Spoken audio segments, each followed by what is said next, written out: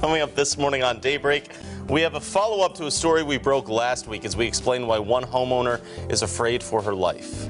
Plus, among the top issues as we move into the midterms will be health care. We take a look at how the outcome could impact the Affordable Care Act. We'll have these stories and more heading your way this morning here on Daybreak. Well, good morning and thanks for waking up with us on this Tuesday, October 23rd. I'm Lauren Barnes. I'm Joe Morano, doing well out here as we get moving. Day 2 of the new home, right? It sure is, yeah. It's starting to feel a little bit more homey. Yeah, I certainly like it a lot. Elisa, I'm sure you've been feeling that same way. Able to track the nice weather that we had yesterday. I saw Jamie gave that a very high score on his weather color rater. Yeah, it was like a 9. It's going to be beautiful out there today, and we're starting out with things pretty nice. Dry conditions. We've got things pretty clear here this morning. Dry roads in Branson. It's 48 degrees right now. We've got some of these calm winds and these dew points here, very dry in the 40s. Mostly clear skies. A couple of clouds hanging to the south here this morning, but again, things pretty pleasant. We've got temperatures a good 5 to 10 degrees warmer in spots than they were yesterday, so it's not as chilly. No frost advisories this morning. Temperatures are in the 40s. It's 43 in Springfield, 45 in West Plains, and 46 in Rollo. Winds are pretty calm, so we're not feeling anything in the way of a wind chill. We'll have winds that shift to the north and east by this afternoon. Green light conditions on the roads. Things will be dry. We won't have anything to worry about as far as the weather is concerned. At the bus stop this morning, 43 degrees. A chilly start even with the sunshine, but by dismissal, it's going to be gorgeous. You're heading home 68 degrees with that seasonal sunshine. It's just going to be beautiful out there today. So we've got a beautiful fall day here that we're tracking today, and then we're looking at a cool, cloudier day on Wednesday before rain chances return. Details on all of that in 10 minutes. Beginning with news this morning, the St. Clair County Sheriff's Office wants you to keep a lookout for this man here, Charles Roland Derby from Lowry City. He's 83 years old, has early stages of dementia, and was last seen Sunday at 10 a.m. Derby has gray hair and blue eyes and was wearing a gray shirt with athletic pants, possibly driving a brown Nissan Altima when last seen with the license plate WD0E2K. Anyone that has seen Derby is urged to call 911 immediately. We need to follow up on a story now that we first broke for you last Monday morning. The fire marshal's office is investigating after a centuries-old home became the target of arson. If you'll recall, this home was in the Roundtree neighborhood. Our Melanie Chapman spoke with the homeowner who says she could have been killed by this attack. Kelly Sullivan Johnson believes she's lucky to be alive today. She walks through the charred debris of her home with an array of emotions. She gained strength with determination to find who was responsible for setting her beloved home of 20 years on fire and putting her life and a friend's life in jeopardy. Where are you at the house on the night of the fire? I was on the living room on the couch. I'd been up and down throughout the night because I couldn't sleep. And I kind of dozed off on the couch, and I heard what sounded like a scuffle or maybe furniture falling on my front porch. This was around midnight last Sunday. She had a friend, Tom, who was upstairs to rest for the night after getting an Uber ride following the Chiefs game.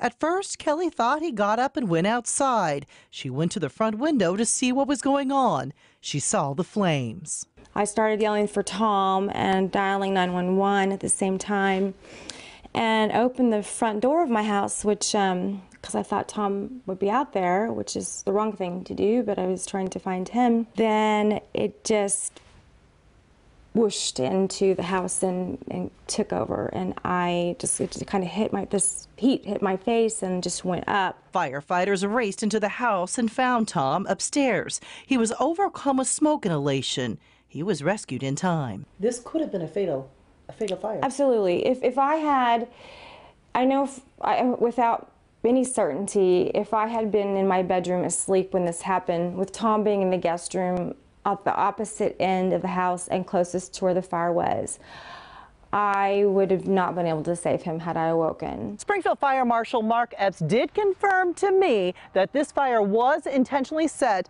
and that it started here on the front porch. He also tells me they believe Johnson's home was the intended target and there are 2 persons of interest they want to talk to. The noise I heard on the front porch had to be the people that set my house on fire. For now, Johnson is not disclosing her whereabouts and being very cautious of where she is seen.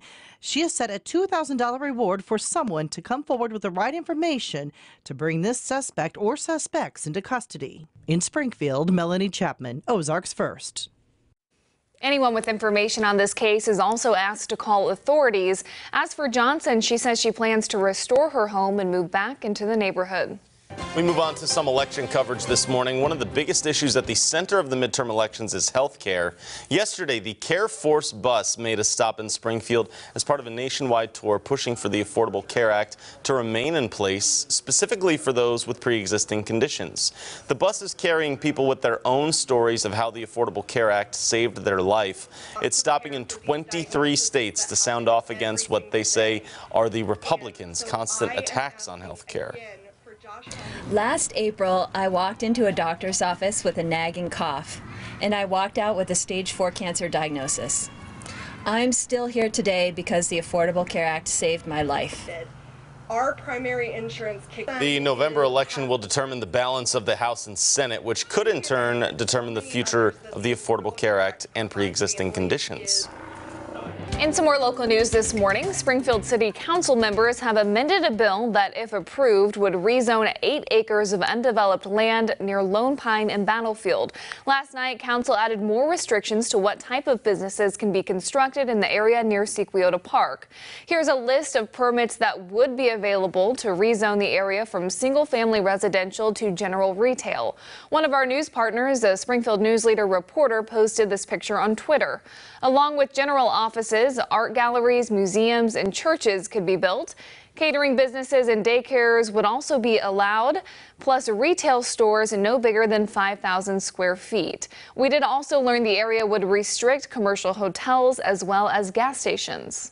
And we have a few more things discussed at that meeting last night. A quiet zone has been designated for railroad crossings at Cherry Street west of Ingram Mill. This will remove a requirement to sound the horn for oncoming trains.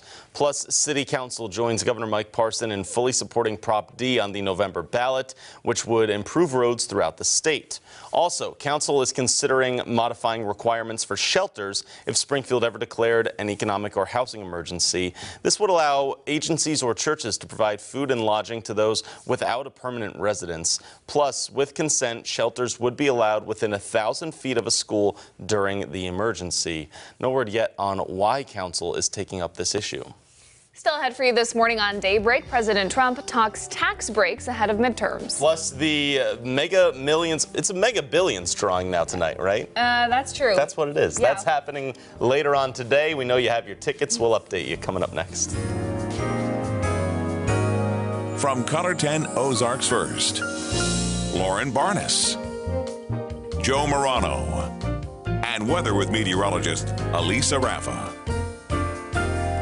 This is Color 10 News Daybreak.